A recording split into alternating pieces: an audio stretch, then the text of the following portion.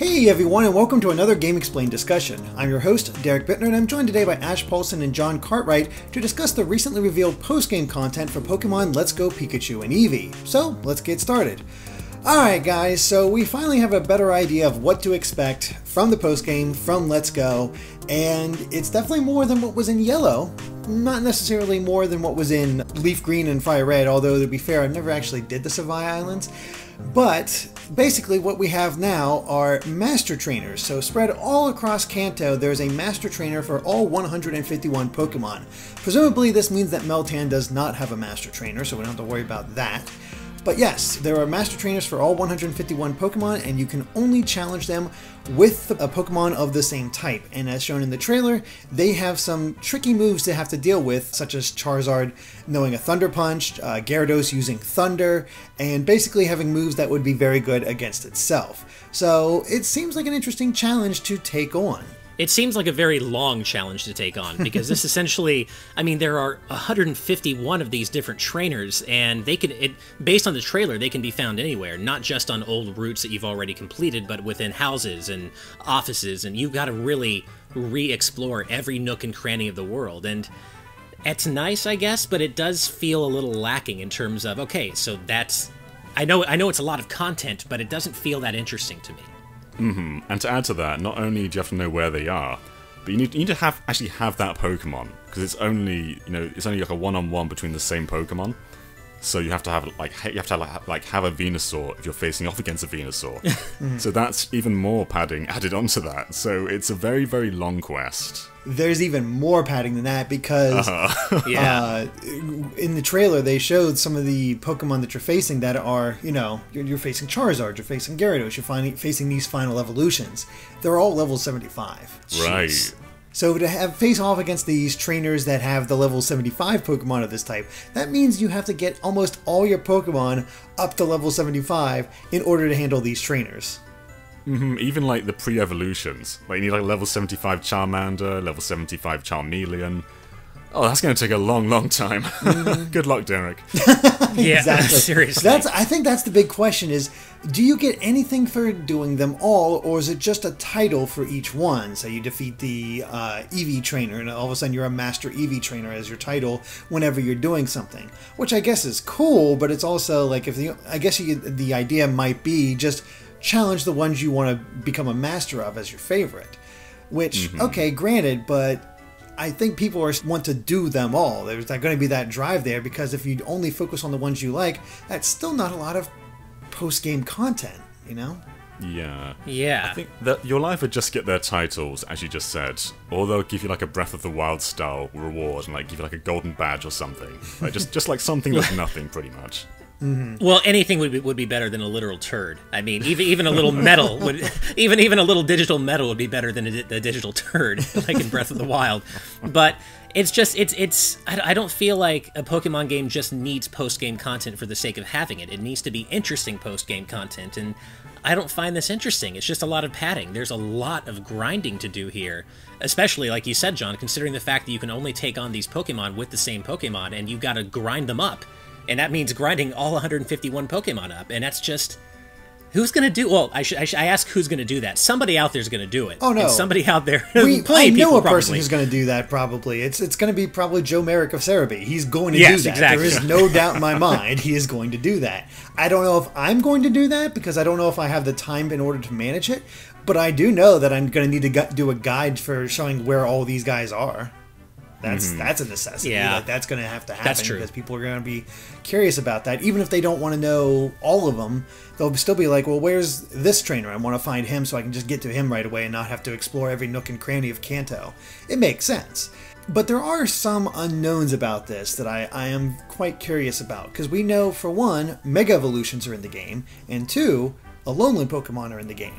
So my question is, can we take on the Master Trainers with the Alolan versions of these Pokemon? So challenge a Raichu with an Alolan Raichu, for example, or stuff like that. Or, take on Blastoise with Mega Blastoise, or Charizard with Mega Charizard. Does that work, or are we limited to just the base form? I'll say no to Mega Evolution, because you can't have items, so you can't have a Mega Stone. True, but they've shown that Mega Evolutions are in the game. Yeah, that's true. Good point. It's hard to say. I would err on the side of them not being available in these Master Trainer battles, but I am more curious about the Alolan forms, because there aren't necessarily any reasons they couldn't have you use, or be able to use the Alolan forms against their regular forms.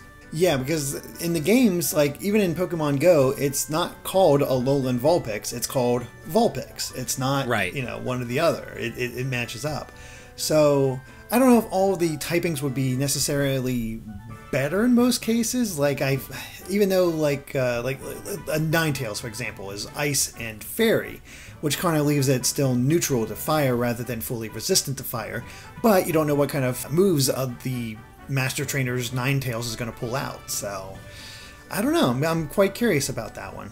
I think I'm more just a little disappointed that, because Generation 1 specifically is so ripe with, urban legends and rumors, I feel like there was so much room for the team to have a little fun with that, and I don't know, maybe make it so after the game you can use strength on the truck next to the SS and find something. I know there was a lava cookie in Leaf Green and Fire Red, but I mean something more substantial, maybe there's a sword that goes down to a new area underneath this time, that plays on expectations for those who were there the first time around. Or maybe the SSN comes back and there are more powerful trainers on there, and maybe one of them has a Mew. I don't know. I feel like there was room for them to do something and maybe play on fan expectations from all these Generation 1 rumors and urban legends that never came true. That would have been so cool. And, I understand why the islands from Fire Red and Leaf Green aren't back, because the main point of those was to catch Pokemon from other regions, which isn't really, that's not a focus at all in Let's Go. It's just Kanto right. Pokemon. But yeah, as you said, Ash, they could have just added something surprising, something new. And they've played it really safe with the post-game. And, the post-game in the original one was basically just catch them all.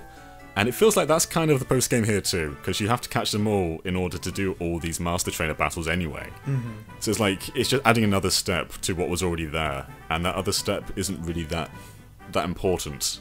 Yep, and I think one of the other effective ways, other than choosing the right moves to go against this mirror match, candies, lots and lots of candies to focus on your stats and get your stats up and all that stuff. It's just a lot of grinding for each Pokemon, so I don't know. It's very, very odd. But there's also some other things here. You're not going to be challenging, I think, every one of these Pokemon, because Ditto, for example, Ditto can only use Transform, and it can't transform into another. Well, even if it does transform into another Ditto, it's not going to be able to do any damage until basically it becomes able to struggle. So I think on the Pokemon website they noted that certain Pokemon you'll just automatically get their Master Trainer status. Here's a Pokemon, so hey, I have a Ditto. Hey, I have a Ditto too. We're masters now. Something like that. That sounds quite lame, to be honest.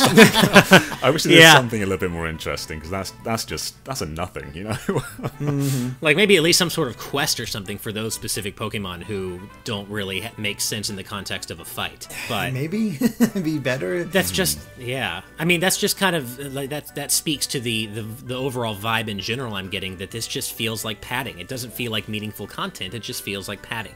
To me, this is just an extension of okay, you collected all the Pokemon. Well, here's something to do with now that you've collected them all. And, and I say this as somebody who, I know a lot of people were really upset about Pokemon X and Y not having a large enough post-game, and that never bothered me, because I have limited time to play games, so I was happy with X and Y's post-game, but it did at least give you some new stuff to explore. This does it. I would love to have one new area within Kanto to explore that you could kind of play with the idea oh, was that always there? Obviously it wasn't, but I just feel like that would be so cool. Just give me some new area to explore. Mm-hmm. And I wish they would give context to the Alolan forms. Have Alolan trainers come to Kanto in the post-game. Lily went to Kanto within Pokemon Sun and Moon. Why not play on that storyline? That could have been really cool to just sort of modernize Kanto a bit, bring trainers from other regions in. I know they're trying to keep it just the Kanto Pokemon, but you could have Alolan trainers just with Alolan forms. That would have been something. That would have been something a bit more than this, I think. There might be something like that, because it is possible to get Alolan Pokemon within Let's Go without having to use Go. There's going to be trainers spread around Kanto that you can trade with in order to get those Alolan forms. So it's kind of like that, but as far as actually battling them and seeing other trainers from Alola, I don't expect a major thing. It's just going to be a cursory, hey, I'm here in order for you to get this Pokemon type thing. Mm-hmm. Yeah. Do you think there's any chance there's more they haven't revealed yet about the post-game, or do you think this is it? I'm pretty sure this is it. Yeah, it kind of feels like it to me, too. I mean, we can't go to any other region because we are limited to the original 151. And, you know, what's the point of opening up certain new areas? Because they've already shown that there certain Pokemon are going to be available in new places. You can find a Bulbasaur in Viridian Forest, I believe. It's a weird thing. Like, I'm still interested and excited for Let's Go. I think there's a lot of potential here. Maybe just not in the best ways as far as post-game. Yeah, I wonder if they were just more focused on keeping it true to Generation 1 and not actually changing up the makeup of Kanto too much by adding new areas and such. And I guess, to a degree, I would respect that, and I understand it, but I don't know. I think giving people who were there all this time and who were there for the first time around something new to chew on and something cool to talk about is better than just keeping Kanto the way it was. Yeah, you know, I suppose this game is also for those fans who left the series after Generation 1 and came back with Pokemon Go. But I don't know, as a long-time fan, I would have loved if they'd had stuff like time-traveling Giovanni or like all this stuff that came from later games. It'd been really fun to have that sort of expand upon Gen 1's story. But yeah, I guess they're trying to play it safe and just retell the original game. But yeah, they could have done something way more interesting. I mean, your trainer isn't technically Red from the first game. Like, what if you fight Red again? I mean, that's been done a lot in the series already. But what if, like, Red and Blue had, like, a prominent role within Let's Go? I mean, I think there is... If they did what I was hoping they would do when this game was first revealed, and be like, oh, wouldn't it be cool if we had a reverse Johto thing, where, you beat Gen 2 and you can actually go to Kanto and see how it is. In this game, you could go to Johto before that game starts, and you can see Johto before that trainer explored all of Johto, and have, again, since we're not playing as Red or Blue in this one, bring them in somehow, and like that, there's your rival, or that's who you're still taking on at the top of Mount Silver or something like that. There was a lot of potential there, but because we're sticking firmly within Kanto, it does limit how much they can do as far as post game. Yeah, which I think we're seeing, bear out with exactly what we're getting, which it is something, and there are going to be people out there who really enjoy that grindy aspect of what this content is, but for the rest of us, it just doesn't feel that meaningful. I guess the Let's Go series as a whole is probably just going to focus on one generation per game, because Pokemon Go obviously now has 4 generations within it. So when you're transferring those Pokemon over, it's kind of an event for that region. So when they do like Let's Go Gen 2, Let's Go Gen 3, I can't see them going on to other generations, because that's the setting point for the next game. But exactly. Yeah, I guess I just want them to do a bit more, like, something a bit more exciting within that region. Yeah, that'd be nice, but for now, it's not a bad idea. I think I can see having some limited fun with this as far as the Pokemon I've trained up naturally this way. I don't know if I'd want to go out of my way to do all of them. Unless, training is super easy, and this one you can get a bunch of levels. Who knows? Yeah, that's the only way I can see myself doing it, is if there's some way to grind really quickly, because there's just no way I'm raising every Pokemon up to level 75. Like you said, I'll do it with the Pokemon I've already trained up. Yeah, sure, why not? But beyond that, there's just no way. Yep. Alright, well I think that covers it for our Master Trainer discussion, so thank you for watching, and if you liked this video, be sure to like us on Facebook and Twitter at GameXplain. And of course, make sure to subscribe to GameXplain for more Orange Pokemon and other things gaming as well. Until next time, bye.